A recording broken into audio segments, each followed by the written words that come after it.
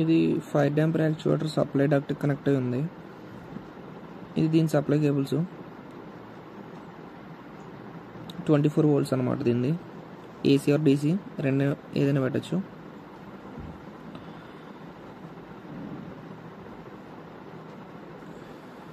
ఈ 3 కేబుల్స్ ఏమో ఓపెన్ క్లోజ్కి సంబంధించి ఫీడ్బ్యాక్ అన్నమాట.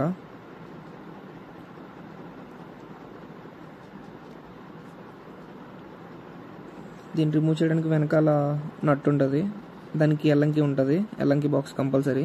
ఇది 10 mm స్పానర్ కావాలి ఇది ఇప్పడానికి. అయితే ఇది ఇప్పేస్తే మీరు కొత్తది తీసుకొస్తే కనుక పక్కన పెట్టుకోండి. రెండు కూడా ఏవైతే రొటేషన్ చేసి డాంపర్ మోటార్స్ అవి ఉన్నాయో వాటిని కరెక్ట్గా సేమ్ ప్లేస్మెంట్లో పెట్టుకోండి. ఈ రింగ్ తీస్తే లాక్ రింగ్ మనం కరెక్ట్ డైరెక్షన్లో పెట్టుకోవచ్చు. ఎందుకంటే దానికి పవర్ ఇచ్చామంటే యాక్చువేటర్కి ఒకే డైరెక్షన్లో రొటేట్ అవుతుంది, దాన్ని డైరెక్షన్ మార్చుకోవడానికి అవ్వదు, ఇలాగే మార్చుకోవాలి. కాబట్టి ఆ సప్లై డక్ట్ ఏ డైరెక్షన్లో రొటేట్ అయితే ఓపెన్ అవుతుందో లేకపోతే క్లోజ్ అవుతుందో దాన్ని బట్టి మనం దీన్ని చేంజ్ చేసుకోవాలి. ఓకే, చేంజ్ చేసి పైన పెట్టేస్తాను. పెట్టేసా ఇప్పుడు మనం యాక్చువేటర్ ఆఫ్ పొజిషన్లో ఉన్నప్పుడు డాంపర్ అనేది కిందకు ఉంది. సో సప్లై ఇచ్చినప్పుడు ఇది ఎటువైపు తిరుగుతుంది, పైకి వస్తుంది. సో దాన్ని బట్టి మనం ఈ డాంపర్ రాడ్ని ముందుగానే క్లోజ్ పొజిషన్లో పెట్టుకోవాలి.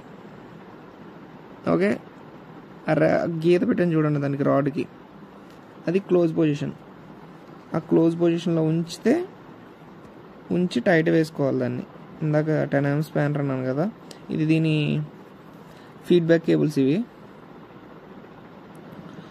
ఈ ఫీడ్బ్యాక్ కేబుల్స్ని బట్టే మనకు అక్కడ ఓపెన్ క్లోజ్ అనేది ఫైర్ డాంపర్ ప్యానల్లో కనబడుతుంది. నేను దీన్ని ఫుల్గా టైట్ చేసా. మీరు ఎప్పుడు కూడా పర్ఫెక్ట్గా క్లోజ్లో పెట్టుకోండి, తర్వాత ఫుల్ టైట్ అయ్యండి. ఆన్ చేసి చెక్ చేసినప్పుడు మనకు పర్ఫెక్ట్గా క్లోజ్ అవ్వాలి. మీరు సగం క్లోజ్లో పెట్టారనుకో డాంపర్ ఇంకా ఎక్కువ క్లోజ్ చేస్తుంది దాని రొటేషన్ అయ్యేదాకా.